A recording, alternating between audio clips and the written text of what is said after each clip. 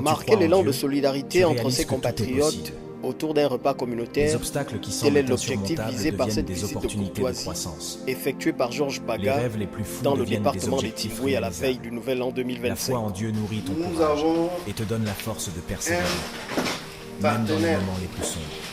Avec Dieu à tes côtés, les permanent, limites n'existent plus et les incontournable, miracles se produisent. Ne doute en jamais la du pouvoir personne de infini de Dieu Monsieur et laisse Para. sa conviction te guider vers un avenir rempli de Vous possibilités. le connaissez dans le cadre de Rôle BG. Vous le connaissez, le fait qu'il occupe le secrétariat du Conseil économique, social et environnemental. Et vous le connaissez également dans la défense des populations par rapport au dossier Pérenco. Il m'a appelé dans la semaine qu'il aimerait nous visiter en cette fin d'année, nous offrir un petit pot de fin d'année. Là, nous sommes à la fin de l'année.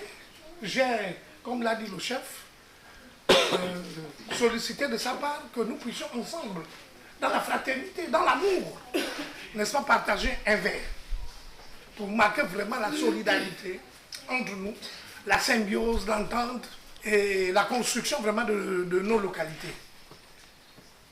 Sans arrière-pensée, mais c'est vraiment dans l'amour.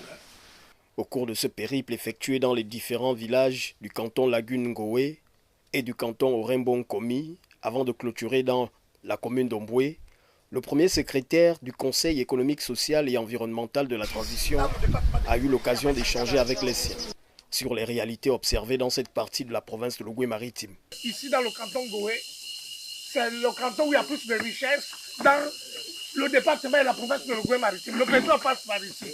Le gaz est ici. Le parc national de Luango est là. Les ressources forestières sont ici. Mais le canton est oublié. Donc il est important que nous puissions remonter au président de la République un certain nombre de préoccupations. Le canton est isolé, enclavé.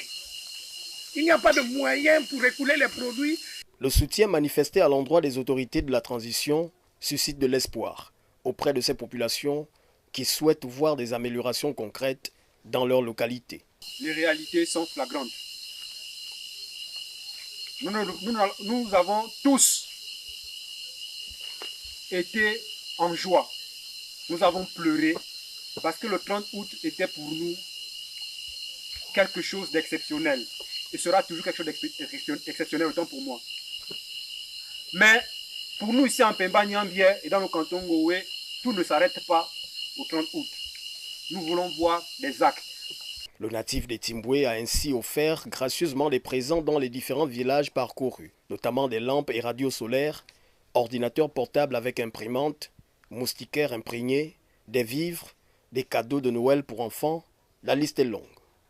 Des instants de convivialité ayant permis ainsi à ces leaders de la société civile gabonaise d'inviter ses compatriotes à réfléchir sur les projets communautaires permettant de sortir leur localité de l'isolement et du sous-développement.